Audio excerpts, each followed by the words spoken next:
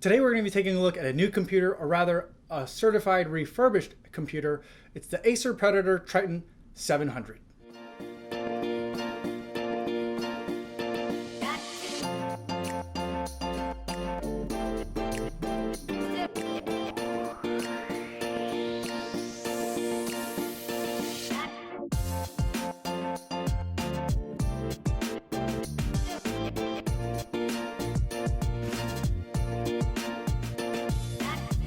All right, so let's take it out of the box, and here we have it here. And I left it in this big box here because the last time I ordered something from Acer Recertified, it came in a box and nothing else. So it didn't have like a box within a box kind of thing like you do when you get a normal, like a regular new computer. It was a box inside some like weird space age bubble packaging. So I'm wondering if it's gonna be the same thing. Yeah. I love this bubble packaging. This stuff is amazing. It makes me really happy. And the power brick, that's pretty much what it is. It's a relatively big power brick because it's a relatively big computer. So let's get this computer out of here. Yeah. All right. So here it is. See this packaging? It's amazing. It's like a pool floaty, but for your computer. Like, I wish I could just carry this around with me all the time. It makes me unusually happy. Anyway, so here it is, the Acer Predator. It is a lot thinner than I thought it would be. Look at this thing. So already quite impressed, but it is a heavy machine. It is a little bit of a beast, but wow, look at that thing. Now this is an unusual computer because it has the keyboard all the way at the bottom, and the mouse pad is actually this glass part right here. And this glass part is a window looking into the components that are already inside. In terms of some specs, let's go over some specs. So what I've got, it's a 7th gen Core i7 7700 HQ quad core processor, i7.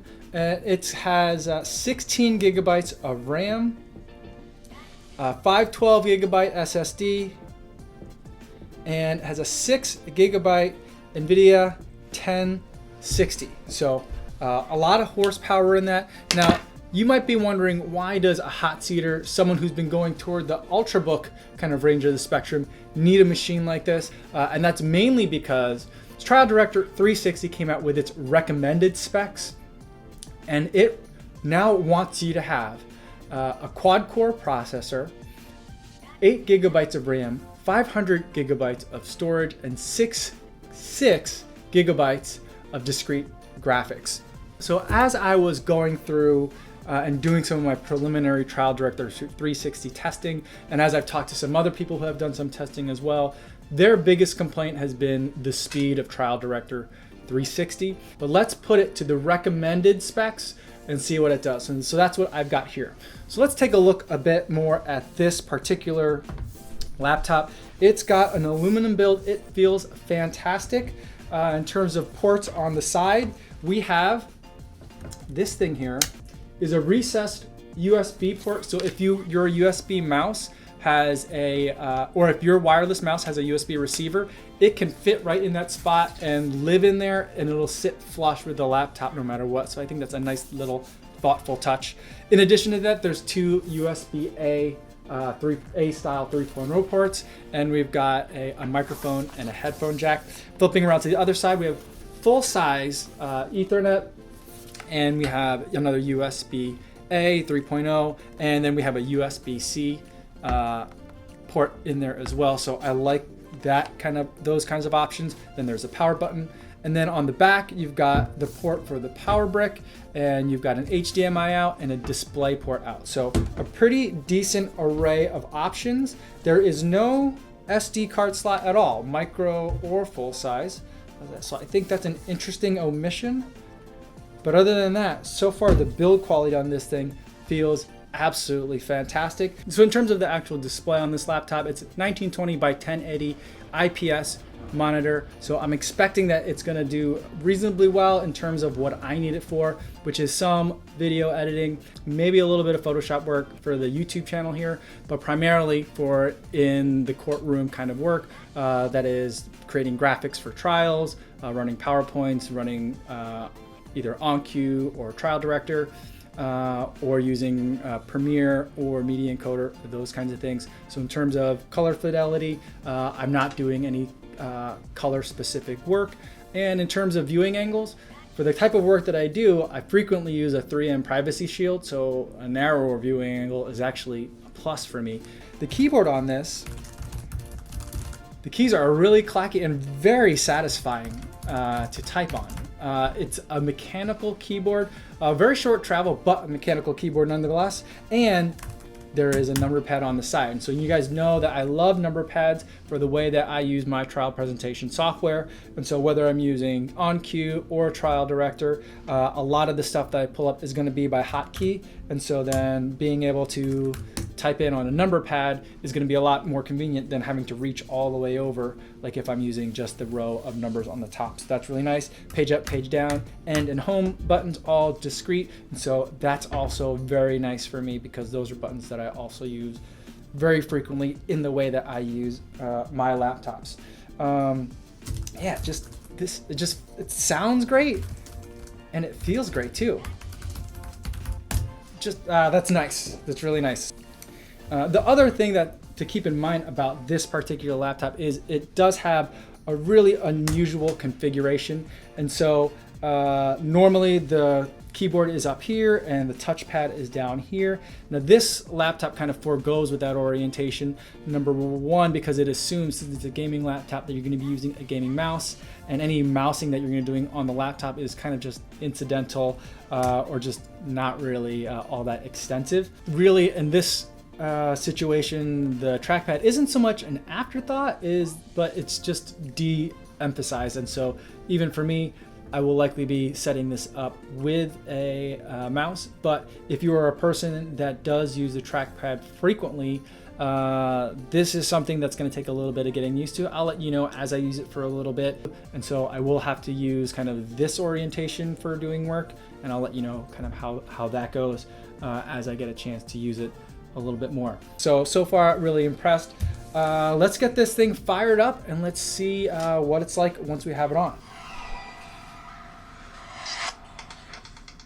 Did you hear that? That was crazy. That's something that I'm gonna have to address. And while this thing is booting up, let's talk about kind of like, for me, what's the elephant in the room? And that's this logo. This thing is ridiculous. I cannot walk into a courtroom with a Decepticon logo on my laptop. That's absolutely ridiculous. And so it's problem number one, I think, maybe not number one, but problem one of many in terms of... I'm Cortana, and I'm here to help. God, this is the most frustrating thing about getting... Sign in here, touch a Wi-Fi there, and we'll have your PC ready for all you plan to do. This is probably the most frustrating thing about getting a new laptop. Use your voice or the keyboard along the way. And if you'd like me to stay quiet, you can just mute your PC. Mute the PC. If you need an assistive screen mute reader, the PC. press the Windows Control. Yay. Mute the PC. All right, so that's probably the most frustrating part of getting a new computer is you got to deal with the whole new computer stuff, and I dislike doing that. But let's talk about one of the many things that are wrong with recommending, not requiring, but recommending that your corporate users, legal users, have to have 6 gigabytes of discrete graphics for your trial presentation software app. Of the many reasons that that's a problem, one is that the only laptop that you're going to be able to get 6 gigabytes of discrete graphics is going to be a gamer's laptop. And so you're going, this was like the most muted, understated laptop that I could find that had 6 gigabytes of discrete memory on them. And so that was like the first big problem. Other ones look even more outlandish, even more like spaceships. I don't know why they're all built that way, but they're all built that way. And so it becomes a bit of a challenge to be able to get a laptop that looks just like a normal laptop. Like ThinkPads don't come in 6 gigabytes of discrete graphics varieties. Even their gaming line in Lenovo, you can't get that kind of discrete graphics. And so you're looking at kind of niche companies like this one. Acer is not a niche company, but their Predator series is definitely geared toward their video game enthusiast. And so what I'm gonna do is, the first thing I did was, I tried to go onto all the normal players like Dbrand, Skins, all those kind of places, the places that make skins for your laptop lids, right, to see if there's something that was made for the Acer Predator Triton, but there wasn't one.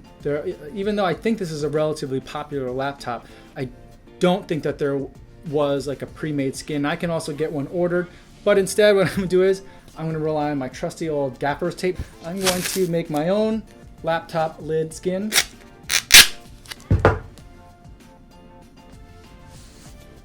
And now this laptop is perfect. What I'm planning on doing with this particular laptop is I want to be able to put Adobe Premiere Pro on it, and then actually what I'm going to do is I'm going to edit this video on this machine with Premiere Pro. I'm going to put OnCue on it. I'm going to put Trial Director 360 on it, and then I'll have all the other usual stuff that I have on here, PowerPoint, all like the Onus X, the radiology film viewing software, Handbrake, VLC media player, and everything else that I need to do in order to kind of get through a trial. That's the kind of stuff that I'm going to put on here, and then I'm going to really start putting this thing to work, running through the different kinds of projects and software that I normally use, and I'll be able to give you some more in-depth feedback, hopefully within the next couple of weeks after I get a chance to run this computer through the paces. If you have any questions about this specific computer or what I'm going to be doing with it, feel free to leave it in the comments. I love to talk to you guys